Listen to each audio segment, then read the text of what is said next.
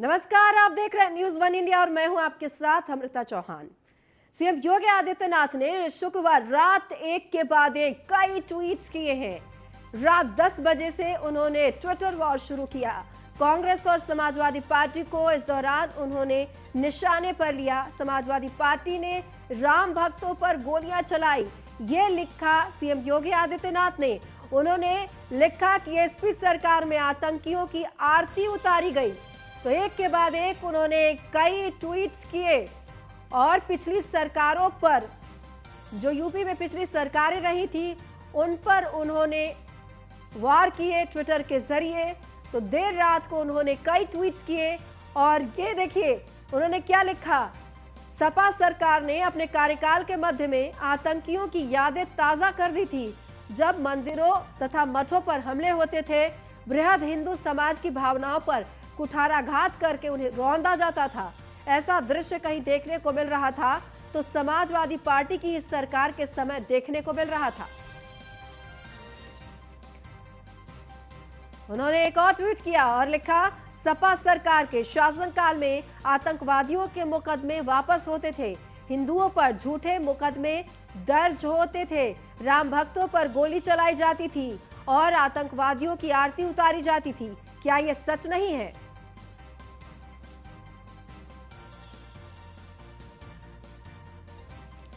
तो Samajwadi party SP सरकार में आतंकियों की आरती उतारी गई।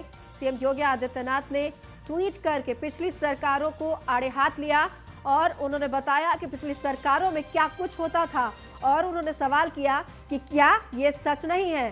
दरअसल उन्होंने लिखा कि राम भक्तों पर गोलियां चलवाई जाती थी, आतंकवादियों की आरती उतारी जाती थी और अंत में उन्होंने लिखा कि क्या ये सच नहीं है। समाजवादी पार्टी ने राम भक्तों पर गोलियां चलाई। आपको बता दें, पिछली सरकार जो समाजवादी पार्टी की थी, उसका नाम लेकर उन्होंने जिक्र किया कि पिछली सरकारों के कार्यकाल में क्या कुछ हो रहा था आमजन के साथ। और ज्यादा जानकारी के लिए नीलेश चौहान लखनऊ से हमारे साथ लाइव जुड़ गए हैं। नीलेश, देर रात को ट्विटर पर काफी एक्टिव नजर आए सीएम योगी आदित्यनाथ और उन्होंने एक के बाद एक पिछली सरकारों पर कई वार किए। देखिए अमृता, बिल्कुल उत्तर प्रदेश के मुख्यमंत्री योगी आदित्यनाथ ने ट्विटर के माध्यम से समाजवादी पार्टी और कांग्रेस सरकार पर, जब उत्तर प्रदेश में इनकी सरकारें रही तो जमकर हमला बोला है। जिस तरीके से मुख्यमंत्री योगी आदित्यनाथ ने एक के बाद एक तमाम ट्वीट किए हैं, उन ट्वीटों से ये जाहिर होता है कि मुख्यमंत्री योगी आदित्यनाथ ने ये जाहिर कर दिया है कि उत्तर प्रदेश में जिस तरीके से भारतीय जनता पार्टी के सरकार में अभी तक का अगर हम 4.5 साल का समय काल देखें तो कहीं ना कहीं एक भी दंगा नहीं हुआ है।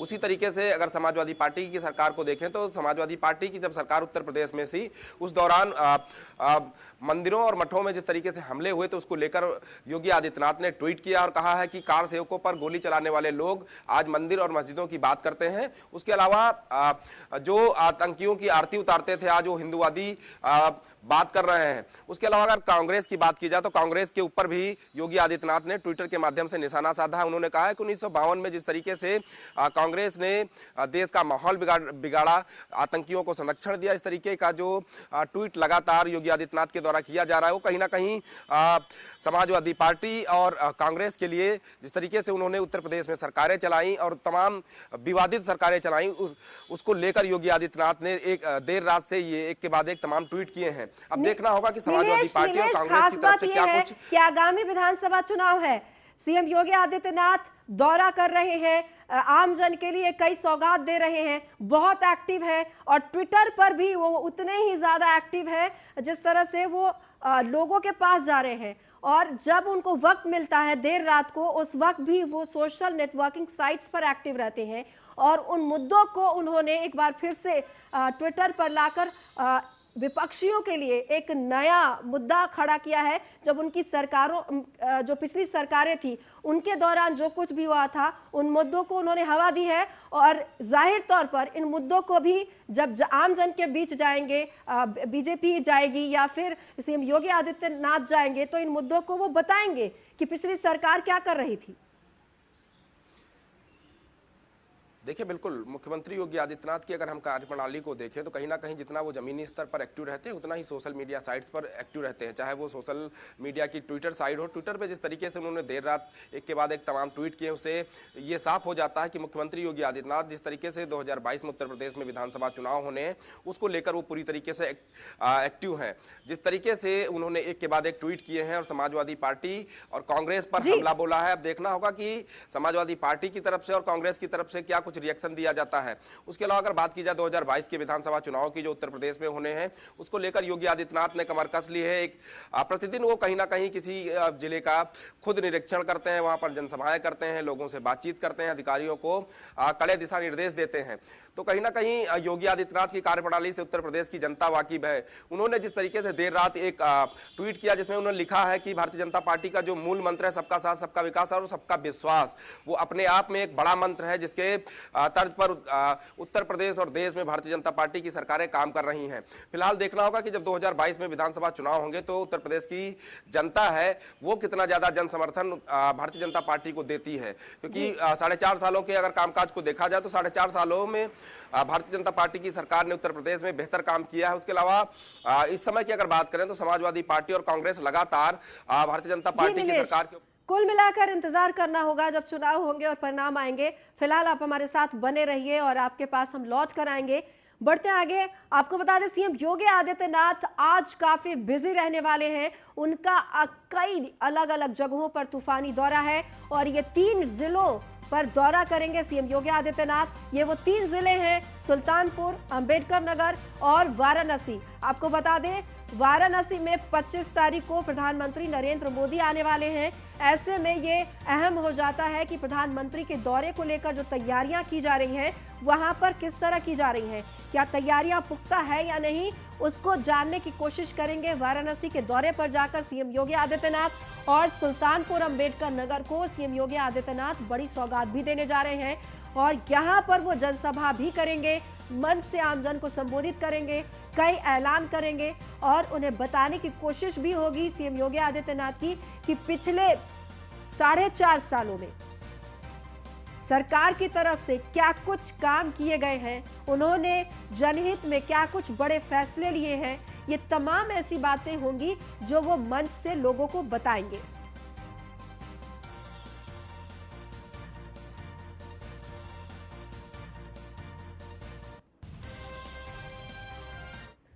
तो चलिए हम आपको ग्राफिक्स के जरिए बताते हैं कि आज दिन भर सीएम योगी आदित्यनाथ किस तरह से बिजी रहेंगे, कहां-कहां जाएंगे और क्या कुछ कार्यक्रम है उनका। दरअसल दोपहर 12:40 पर लखनऊ से वो प्रस्थान करेंगे और 1:15 पर इसौली सुल्तानपुर वहां उनका आगमन होगा।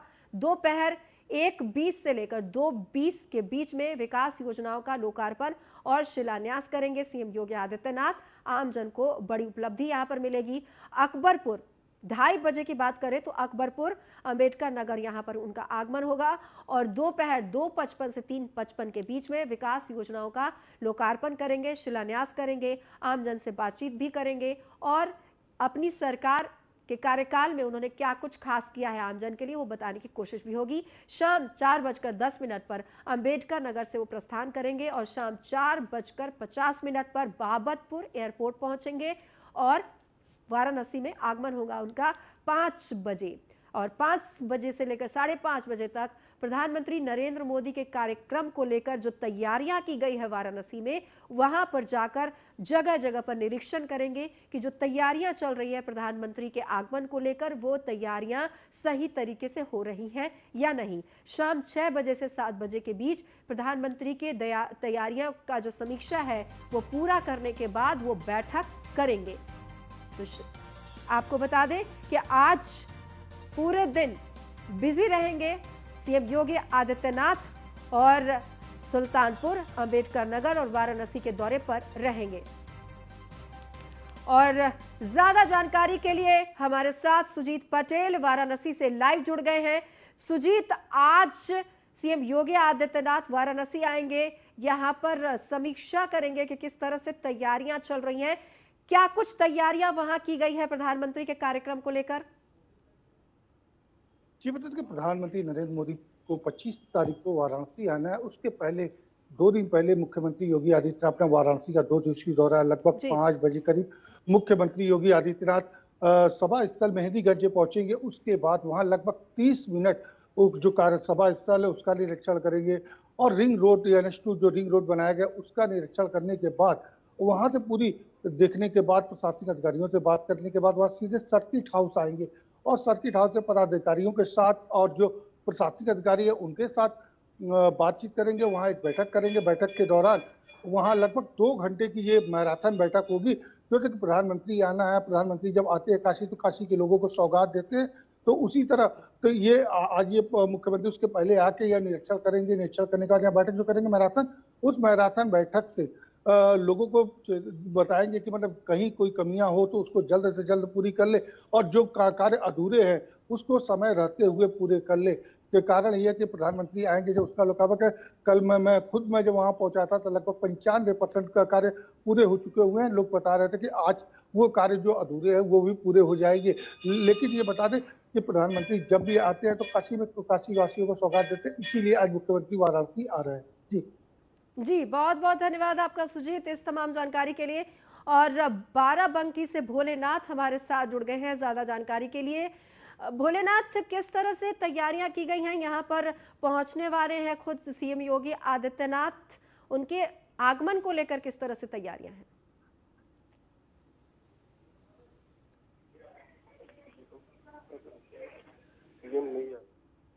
भोलेनाथ, क्या आपको आवाज मिल पा रही है हमारी?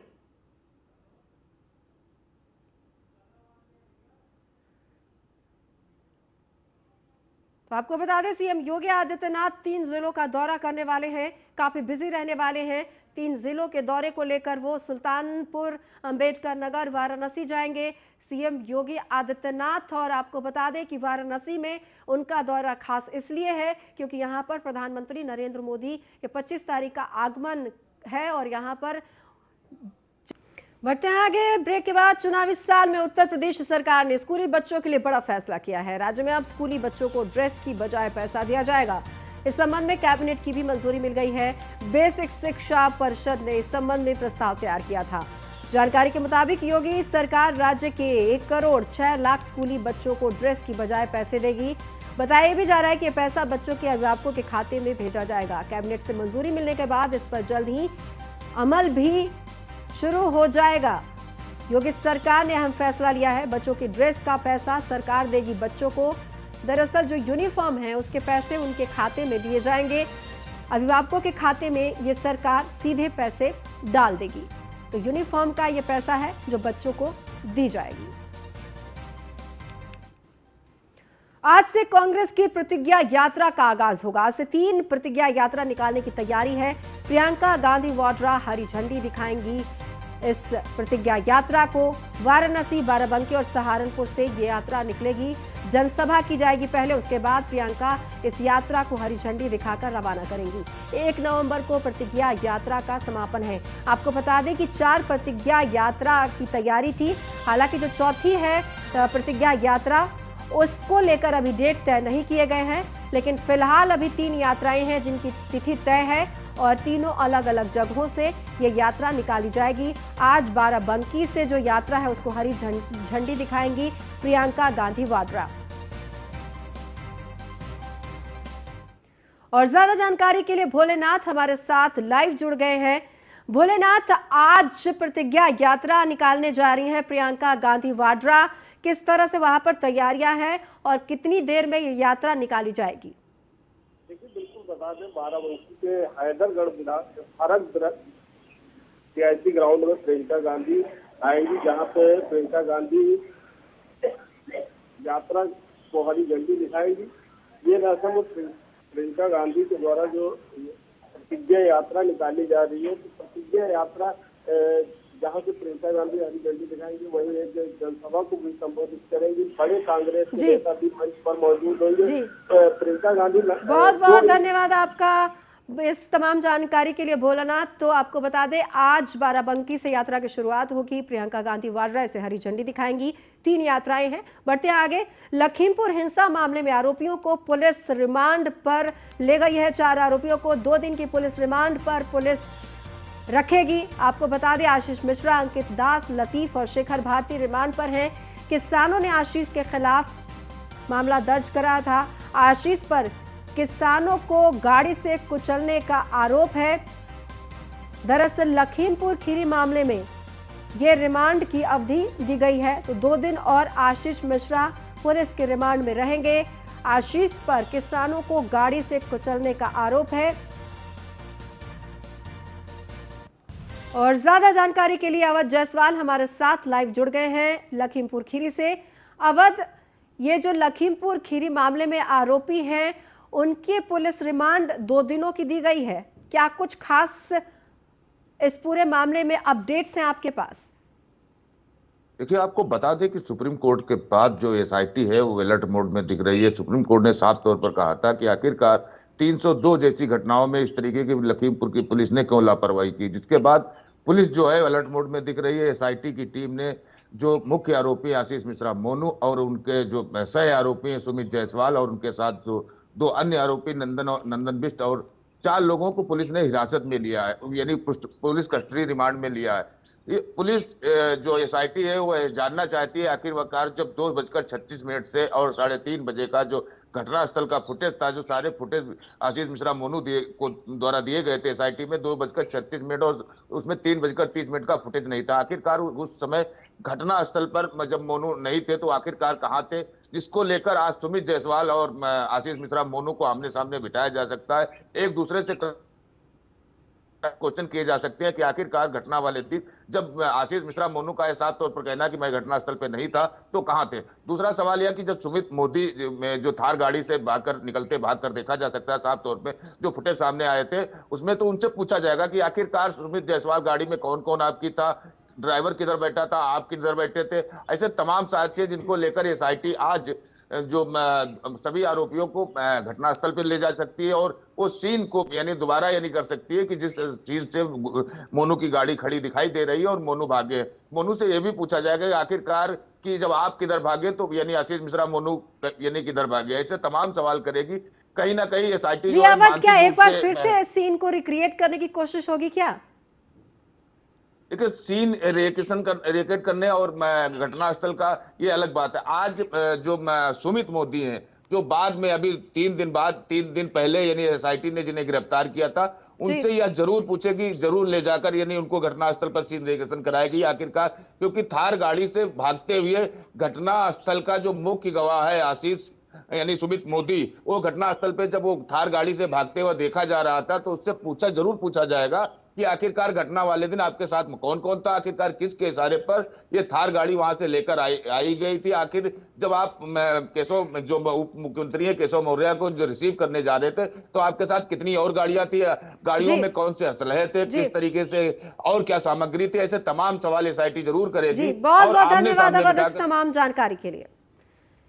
बढ़ते आगे, गोरखपुर पुलिसकर्मी से मारपीट का वीडियो वायरल हुआ है। नाइट पेट्रोलिंग के दौरान पुलिसकर्मी से मारपीट की गई है। शराबियों के गुट ने पुलिसकर्मी को डंडों से पीटा है। पुलिस ने 3 आरोपियों को हिरासत में लिया है। चौरी चौरा थाना क्षेत्र का यह मामला है। कहा जा रहा है कि रामपुर में नाइट पेट्रोलिंग के दौरान पुलिसकर्मियों से शराबियों ने मारपीट की है। ये देखिए तस्वीरें गोरखपुर की। नाइट पेट्रोलिंग आमजन की सुरक्षा के लिए पुलिस करती है और यहाँ पर आमजन ही पुलिस के दुश्मन बने हुए हैं। एक्सक्लूसिव तस्वीरें न्यूज़ 1 इंडिया के पास आपको ये तस्वीरें हम दिखा रहे हैं। नाइट पेट्रोलिंग आमजन की सुरक्षा के लिए पुलिसकर्मी करते हैं और पुलिसकर्मियों के दुश्मन आमजन ये वो लोग हैं जिन्होंने शराब के नशे में पुलिसकर्मी से मारपीट की है। हरेंद्र दुबे संवाददाता हमारे साथ फोन लाइन पर जुड़ गए हैं गोरखपुर से। हरेंद्र, ये जो तस्वीरें हम देख पा रहे हैं इसमें साफ तौर पे पुलिसकर्मी को कुछ लोग मिलकर मारपीट रहे हैं। जी हाँ, हम बताना चाहेंगे कि ये घटना 12-1 बजे रात की है और चौरी चौरा थाना क्षेत्र की पुलिस थी, गश्त में निकली थी और कुछ शराबी लोग शराब पी रहे थे। सड़कों पर खड़े होकर के मॉडल साहब के सामने इन लोगों ने मना किया। सिपाहियों ने कहा कि नहीं, आप लोग अंदर चले जाइए या तो अपने घर चले जाइए। इसी बात को लेकर के शराबियों ने दौड़ा करके सिपाहियों को पीटा। मामले की जब अधिकारियों को संज्ञान में आया तो अधिकारियों ने आनन फानन में भारी मात्रा में फोर्स वहां तैनात की और लोगों की छानबीन की। अभी तक 3 लोगों को हिरासत में लिया गया है। एक जो मुख्य अभियुक्त था अभी वो फरार चल रहा है, उसकी जी। तलाश सरगर्मी से पुलिस कर रही है। जी, और बहुत इन बहुत लोगों से धन्यवाद आपका हरेंद्र इस तमाम जानकारी के लिए। हाथरस में गोली लगने से युवक की मौत हो गई है। रास्ते के विवाद को लेकर यह गोली चली थी। पुलिस ने शव को पोस्टमार्टम के लिए भेज दिया है। हाथरस के चंदिया की यह घटना बताई जा रही है। दरअसल रास्ते को लेकर यह विवाद हुआ और उसके बाद विवाद में युवक को गोली लगी है। तो रास्ते के विवाद को लेकर यह गोली चली है। फिलहाल इस बुलेटिन में इतना ही। नमस्कार।